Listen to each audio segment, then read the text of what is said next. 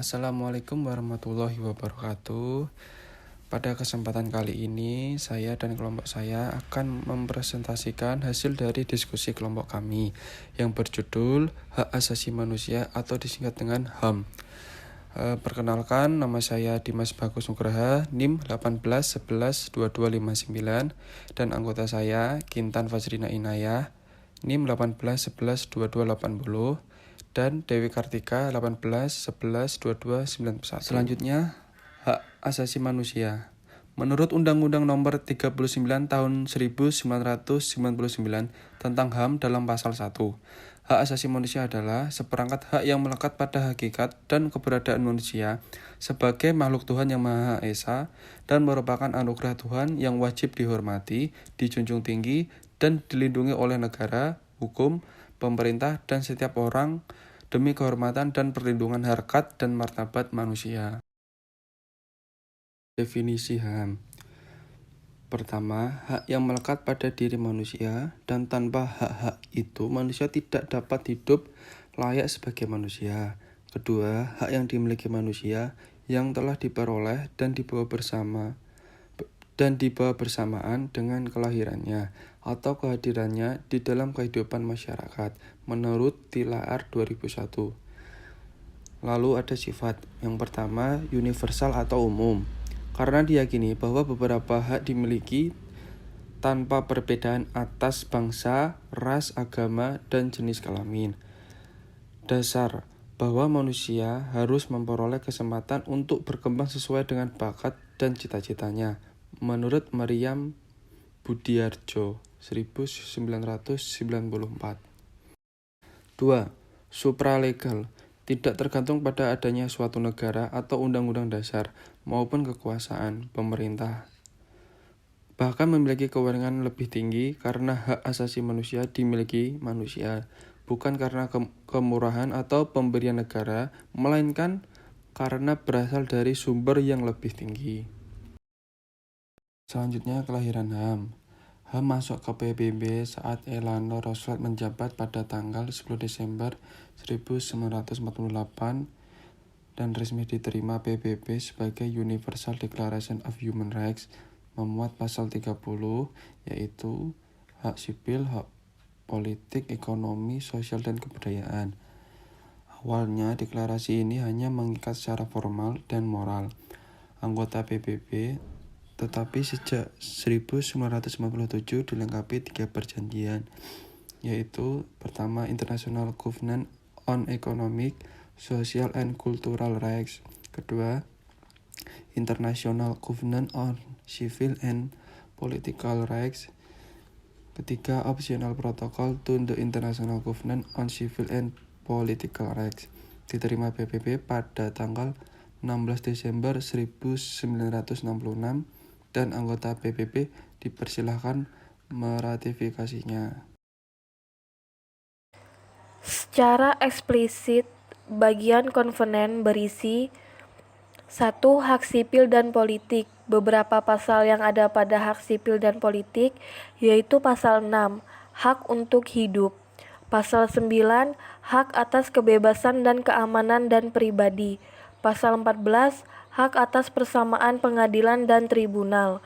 Pasal 18, hak atas kebebasan berpikir hati nurani dan beragama. Pasal 19, hak untuk mengeluarkan pendapat tanpa campur tangan. Pasal 21, hak untuk berkumpul secara damai. Pasal 22, hak atas kebebasan berserikat. 2. Hak ekonomi, sosial, dan budaya, yaitu pasal 6, hak untuk bekerja. Pasal 8, hak untuk membentuk serikat pekerja. Pasal 9, hak atas jaminan sosial. Pasal 11, hak atas taraf hidup yang layak bagi dirinya dan keluarganya, termasuk pangan, sandang, dan papan yang layak. Pasal 13, hak atas pendidikan. Universal Declaration of Human Rights. Hak-hak asasi manusia itu dapat dibeda-bedakan menjadi sebagai berikut. 1. Hak-hak asasi pribadi, yaitu meliputi kebebasan menyatakan pendapat, kebebasan memeluk agama, dan kebebasan bergerak. 2. Hak-hak asasi ekonomi, yaitu hak untuk memiliki sesuatu, membeli dan menjual serta memanfaatkannya. 3. Hak-hak asasi politik, yaitu hak untuk ikut serta dalam pemerintahan, hak pilih, dipilih dan memilih dalam suatu pemilihan umum, dan hak untuk mendirikan partai politik.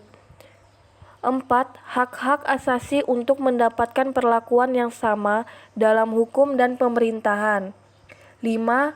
Hak-hak asasi sosial dan kebudayaan, misalnya hak untuk memilih pendidikan dan hak untuk mengembangkan kebudayaan. 6. Hak asasi untuk mendapatkan perlakuan tata cara pengadilan dan perlindungan, misalnya ada peraturan dalam hal penahanan, penangkapan, penggeledahan, dan peradilan. Beberapa macam-macam piagam HAM. 1. Magna Carta pada tahun 1215 di Inggris. 2. Atlantic Charter pada tahun 1941 di pelopornya F.D. Roosevelt.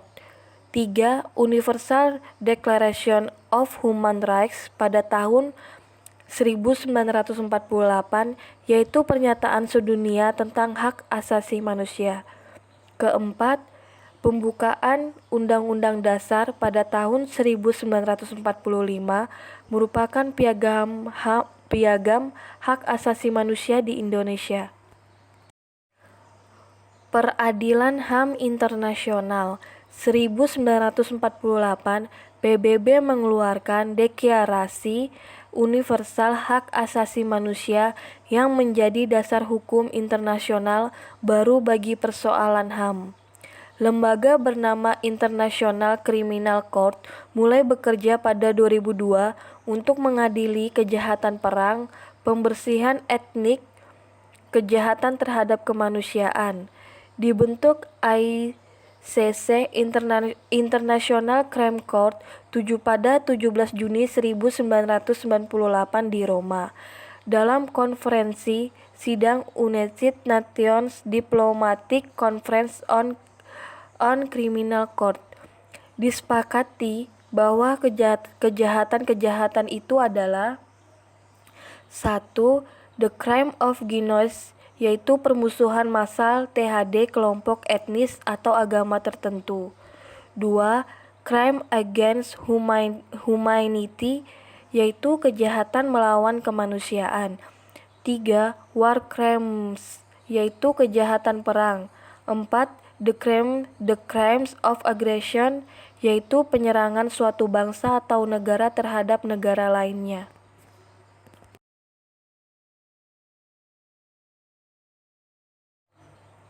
Proses peradilan HAM internasional.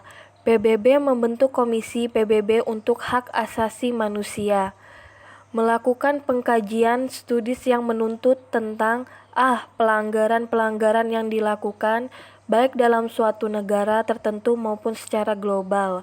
B. Terhadap kasus-kasus pelanggaran yang terjadi, opini dunia internasional. Seluruh temuan komisi dimuat dalam Yearbook of Human Rights yang disampaikan kepada Sidang Umum Perserikatan Bangsa-Bangsa. C. Mahkamah Internasional sesuai dengan tugasnya segera menindaklanjuti baik pengaduan oleh anggota maupun warga negara anggota PBB serta hasil pengkajian dan temuan Komisi Hak Asasi Manusia PBB untuk diadakan penyidikan, penahanan, dan proses peradilan. Baik, selanjutnya kita lanjut ke sanksi internasional atas pelanggaran HAM, yakni ada 7. Yang pertama, diberlakukannya travel warning terhadap warga negaranya. Yang kedua, pengalihan investigasi atau penanaman modal asing. Yang ketiga, pemutusan hubungan diplomatik. Yang keempat, pengurangan bantuan ekonomi. Yang kelima, pengurangan tingkat kerjasama. Yang keenam, pemboikotan produk ekspor. Dan yang terakhir, embargo ekonomi. Pelanggaran HAM, perihal pelanggaran berat yang dimaksudkan adalah sesuai dengan UU nomor 26 tahun 2000 tentang pengadilan hak asasi manusia. mencakup kejahatan genosida dan kejahatan kemanusiaan. Yang pertama, kejahatan genosida, yaitu adalah setiap perbuatan yang dilakukan dengan maksud untuk menghancurkan atau memusnahkan seluruh atau sebagian kelompok bangsa, ras, kelompok etnik, kelompok agama dengan cara membunuh anggota kelompok, mengakibatkan penderitaan fisik atau mental yang berat terhadap anggota-anggota kelompok, menciptakan kondisi kehidupan kelompok yang akan mengakibatkan kemusnahan secara fisik baik seluruh atau sebagiannya, memaksakan tindakan-tindakan yang bertujuan mencegah kelahiran di dalam kelompok atau memindahkan secara paksa anak-anak dan kelompok tertentu untuk ke kelompok lain.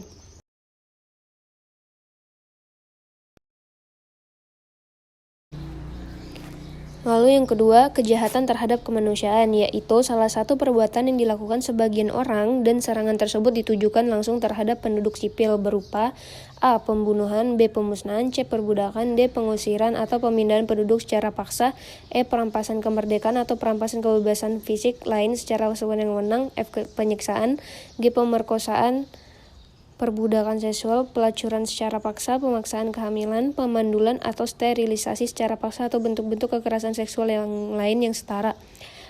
H.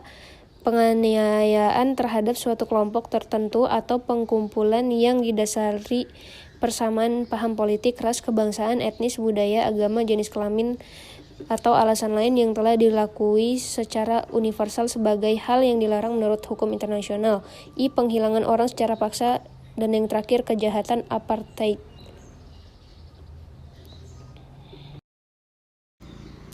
Contoh-contoh kasus HAM yang pernah terjadi di Indonesia. Yang pertama, kasus penembakan di Semanggi, pembunuhan tokoh HAM yaitu Munir, yang ketiga trafficking, yang keempat Freeport di Papua.